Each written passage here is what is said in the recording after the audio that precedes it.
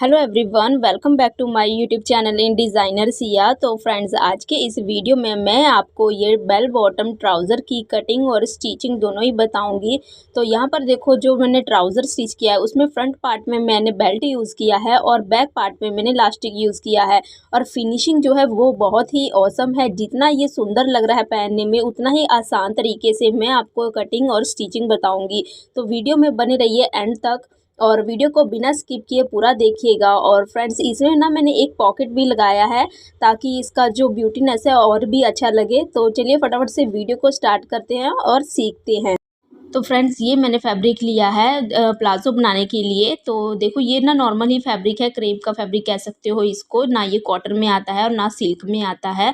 और यहाँ पर देखो, इसको मैंने ना सिंपल इसको डबल फोल्ड में बिछा लिया है। और बिछाने के बाद सबसे पहले मेज़रमेंट दिखा देती हूँ कि कितना फैब्रिक है। तो ये 39 इंच आ रहा है यहाँ पर। तो देखो, 39 इंच का 1 मीटर हुआ, डबल फोल्ड में फैब्रिक है तो 2 मीटर हुआ। लेकिन यहाँ पर पीछे की तरफ 7.5 इंच बच रहा था, यानी कि डबल करोगे तो 15 हो जाएगा। यानी कि ये 2.25 मीटर फैब्रिक है। और 2.25 मीटर फैब्रिक से मैं आपको यहाँ पर प्लाजो कटिंग बताऊंगी और स्टिचिंग भी बताऊंगी। तो देखो, डबल फोल्ड में फैब्रिक ऑलरेडी था, तो इसके दोनों कॉर्नर्स को मिला करके हमने कुछ इस तरीके से इसको बिछा लेना है। ऊपर वाला साइड यहाँ नीचे की तरफ है और मेरी तरफ है, दूसरी साइड में बंद वाला साइड है और ऊपर की तरफ हमारा बंद वाला साइड है। अब नीचे की तरफ देखो, जो फैब्रिक है वो अनइवन है, तो यहाँ पर कुछ इस तरीके से मैं स्ट्रेट लाइन ड्रॉ करूंगी और फैब्रिक को इवन कर लूंगी कट करके। बराबर करने के बाद अब हमने यहाँ पर बॉटम मार्क करना है। बॉटम हमेशा हम ऊपर वाले साइड से ही मार्क करते हैं। तो यहाँ पर बॉटम मार्जिन के लिए, यानी कि फोल्डिंग के लिए, यहाँ पर 2 इंच फैब्रिक रख रही हूँ। 2-2 इंच पर मार्क करके सीधा स्ट्रेट लाइन कर देंगे।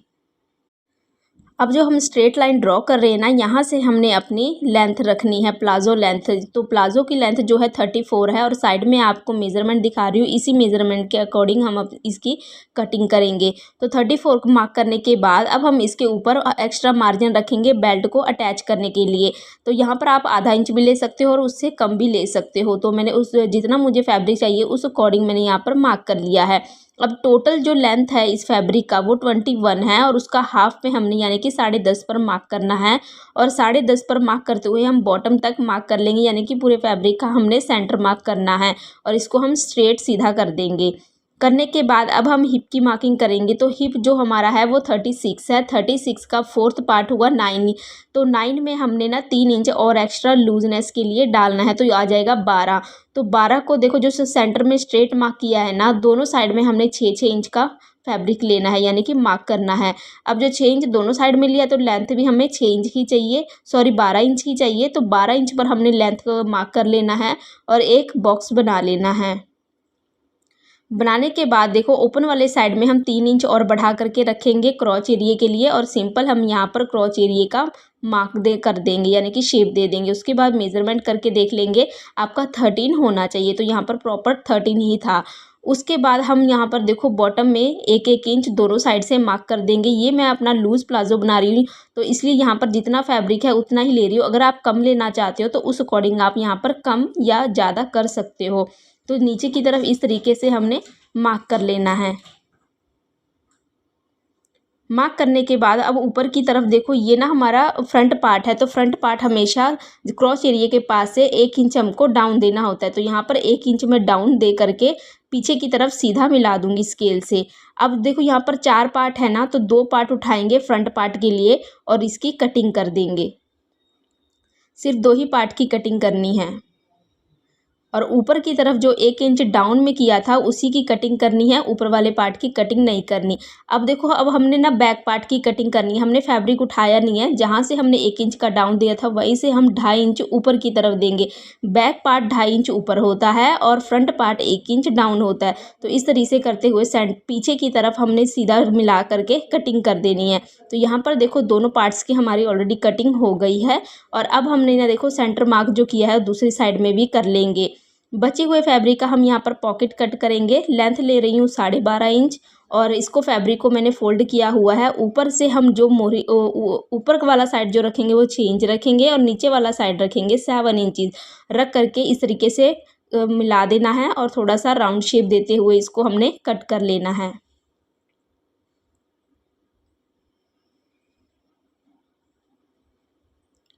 कट करने के बाद हमारे जो प्लाजो कटिंग है वो हो गई है। बचे हुए फैब्रिक को हम यूज़ करेंगे बेल्ट लगाने के लिए। तो अब हम इसको सिल लेते हैं। तो यहाँ पर देखो प्लाजो के चारों पार्ट रखे हुए हैं। ऊपर के 2 पार्ट उठाएंगे, फ्रंट पार्ट और बैक पार्ट दोनों अलग अलग कर लेंगे। तो दोनों के क्रॉच एरिए पर हमने सिलाई लगा लेना है। सिलाई लगाने के बाद अब देखो यहाँ पर ये हमारे जो पार्ट्स हैं वो सिल चुके हैं। ये फ्रंट पार्ट है और नीचे हमारा बैक पार्ट था। तो बैक पार्ट को हटाएंगे और फ्रंट पार्ट को पहले रेडी करेंगे। तो देखो इसको हमने कैसे रेडी करना है। पहले ना हमने जो ऊपर का पार्ट है वो पीछे की तरफ रखना है, यानी कि अपनी तरफ मुँह करके रखना है। और जिधर आपका राइट हैंड होगा उस तरफ हमने पॉकेट को अटैच करना है। तो पॉकेट को अटैच करने के लिए ऊपर से 2 इंच नीचे की तरफ मार्क करेंगे और जो मार्क किया वहाँ से हमने 6 इंच का एक और मार्क करना है। उसके बाद हमने पॉकेट को इस तरीके से रखना है, राउंड वाला शेप नीचे की तरफ होगा और जो मार्किंग किया वो उसके ऊपर भी हम कर लेंगे। करने के बाद देखो आधा इंच अंदर की तरफ देते हुए एक स्ट्रेट लाइन ड्रॉ करेंगे और उसी के ऊपर हमने सिलाई लगाना है। जब सिलाई लग जाएगी तो वहाँ पर हमने देखो फैब्रिक को कट कर लेना है। जो कट करोगे आपकी सिलाई कट नहीं होना चाहिए, थोड़ा ध्यान से आपको कट करना है। बिल्कुल सिलाई के साथ में आपको कट लगाना है।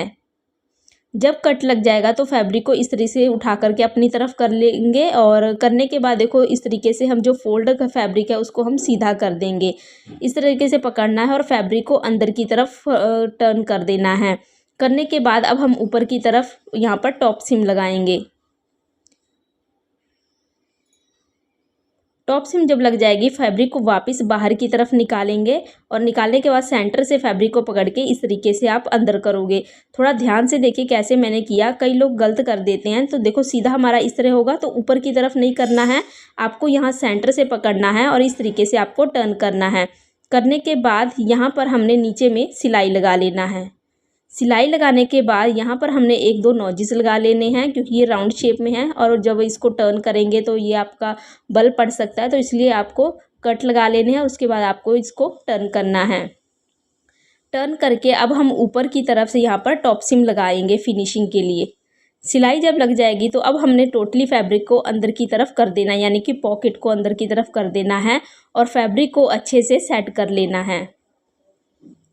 जब ये आपका सेट हो जाएगा तो यहाँ पर देखो आपको दोनों साइड में सिलाई लगा लेनी है, यहाँ पर और थोड़ा सा यहाँ पर हमने सिलाई लगाना है। सिलाई लगा करके आपका पॉकेट फिक्स हो जाएगा। अब ऊपर की तरफ जितना आपका फैब्रिक निकल रहा है उसको कट करके इक्वल कर लो। हमने यहाँ पर 1 इंच का डाउन दिया था, इसलिए आपका यहाँ पर निकल जाता है। तो देखो सीधा करने के बाद ये आपका पॉकेट कुछ इस तरीके से विजिबल होगा। यहाँ पर आपकी सिलाई लग जाएगी, दूसरी वाली जो दूसरा पार्ट अटैच करोगे और यहाँ पर आपका ऊपर रह जाएगा हाथ डालने के लिए। तो अब देखो फ्रेंड्स, जो ऊपर का ये लेंथ है ना हमारा कम हिप के हिसाब से रखा हुआ है, यानी कि ये 23 है, लेकिन हमारा जो कमर है वो 16 इंच रेडी है। 1 इंच मार्जिन लेंगे तो 17 के बाद जितना आपका फैब्रिक बच रहा है उतने की हमने यहाँ पर प्लीट्स डाल देनी है। तो 6 इंच बच रहा था, तो 3-3 इंच का दोनों साइड में हमने प्लीट्स डाल देना है। 1.5 इंच का मैंने जो सेंटर मार्क किया दोनों साइड में मार्क कर लिया है और इस तरीके से उठा करके हमने यहाँ पर प्लीट्स डाल लेनी है। प्लीट्स जब डालोगे तो देखो ना यहाँ पर आपका 8.5 बचना चाहिए, क्योंकि 8 इंच हमारा रेडी होगा और आधा इंच आपका सिलाई में जाएगा। तो ऐसे ही हमने दूसरी साइड भी ऐसे करके प्लीट्स डाल लेना है। प्लीट्स डालने के बाद इसका लुक कुछ इस तरीके से आ जाएगा। देखो कितनी फिनिशिंग के साथ हमारा ये रेडी हो गया। अब हम ना 1.5 इंच चौड़ी कैनवास लेंगे और जितनी इसकी लेंथ है उससे हल्का सा ज़्यादा हम इसको कट कर लेंगे। करने के बाद एक्स्ट्रा फैब्रिक के ऊपर रखेंगे और आधा इंच दोनों साइड से छोड़ते हुए हम इसको कट कर लेंगे। एक साइड के फैब्रिक को फोल्ड करके ऊपर से सिलाई लगा देंगे। लगाने के बाद ये पट्टी हमारी रेडी हो जाएगी। अब हमने जो फ्रंट पार्ट रखा हुआ है ना उसके उल्टे साइड में हमने रखना है और बुकरम के साथ में सिलाई लगा देना है। उसके बाद हम इसको सीधी तरफ टर्न कर लेंगे और अच्छे से फैब्रिक को सेट करते हुए बॉटम में यानी कि यहाँ पर और ऊपर की तरफ दोनों तरफ सिलाई लगा देना है। लगाने के बाद जो साइड में एक्स्ट्रा फैब्रिक होगा उसको हमने कट कर लेना है। कट करने के बाद अब हमने दूसरे पार्ट को लेना है, यानी कि बैक पार्ट को, और नीचे की तरफ से सीधा रखते हुए बराबर करके रखते हुए ऊपर की तरफ हमने सिलाई लगाते हुए जाना है। सिलाई लगाते वक्त आपका जो सिलाई है वो जेब के ऊपर नहीं चलना चाहिए, जेब के जो साथ में जो सिलाई है उसके साथ साथ में ही आपको सिलाई लगाना है। अब हमने यहाँ पर देखो सेंटर में भी सिलाई लगा देना है, फैब्रिक को बराबर करते हुए, आसन की सिलाई को बराबर करते हुए। जब दोनों साइड में सिलाई लग जाएगी तो अब हमने ऊपर के पार्ट को रेडी करना है। तो यहाँ पर देखो हमने ना एक 2 इंच चौड़ी एक पट्टी ले लेनी है। यहाँ पर देखो ये 2 इंच हमारी चौड़ी एक पट्टी है और इसको हमने यहाँ पर अटैच करना है। सीधी तरफ से रखेंगे और उल्टे साइड को हम इसको टर्न करेंगे। तो सीधी तरफ से रखते हुए हमने यहाँ पर ऐसे रखना है और जितना फैब्रिक एक्स्ट्रा बच रहा है ना कॉर्नर से, उतना ही फैब्रिक बराबर में देते हुए इसको सिल लेना है। सिलने के बाद अब हमने इसको देखो उल्टी तरफ ना टर्न करेंगे। तो टर्न करने से पहले यहाँ पर जो हमने साइड में सिलाई लगाई है वो हमने बैक साइड की तरफ कर देना है, कुछ इस तरीके से, ताकि अंदर की तरफ आपका जो फैब्रिक है कवर हो जाए। और इसको इस तरीके से हमने फोल्ड करके कॉर्नर पर सिलाई लगा लेना है। इसके मुंह पर को हमने बंद नहीं करना है क्योंकि यहाँ से हम इलास्टिक को इंसर्ट करेंगे। तो दोनों साइड से देखो मैंने नेफे की तरह रखते हुए सिलाई लगा दिया है। अब हमने यहाँ पर इलास्टिक को इंसर्ट करना है। तो लास्टिक को देखो मैंने किस मेज़रमेंट के साथ लिया है। यहाँ पर आप देख सकते हो 14 इंच मैंने लास्टिक लिया है, 16 इंच मेरी कमर रेडी है। तो यहाँ पर मैंने 1 इंच एक्स्ट्रा लिया, ऐसे तो मेरा 13 है। 14 इंच इसलिए लिया ताकि आधा आधा इंच हमारा साइड की सिलाई में चला जाएगा, तो 13 ही बचेगा, यानी कि 3 इंच छोटा मैंने अपने कमर के हिसाब से इसको लिया है। अब हम ना इसको इसके अंदर इंसर्ट करेंगे। तो यहाँ पर मैं सेफ्टी पिन की हेल्प से इसको इंसर्ट कर रही हूँ। तो एक साइड से हम इसको इंसर्ट करना स्टार्ट करेंगे। जब आप इसको इंसर्ट करोगे तो बिल्कुल हमने इसको अंदर की तरफ नहीं डालना है।